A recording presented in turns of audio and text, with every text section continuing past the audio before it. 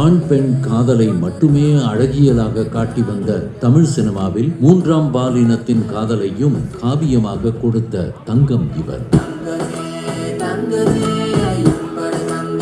மணிரத்தினத்தின் பட்டறையில் பட்டை தீட்டப்பட்ட போர்வாள் இவர்.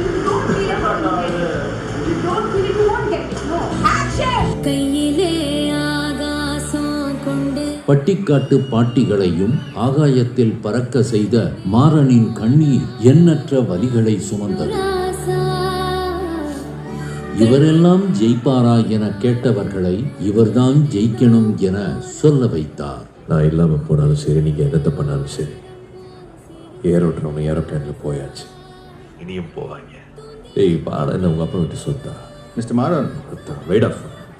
நடிப்பின் நாயகனை வருத்தி மேலும் மெருகேற்றினார். 73 ஆண்டுகளுக்கு முன் கலைஞரின் பராசக்தி தமிழ் சினிமாவில் புயலை கிளப்பியது. இன்று பெரும் சேனை கொண்டு இவர் செதுக்கி வரும் பராசக்தி இந்திய சினிமாவையே உலுக்க வருகிறது.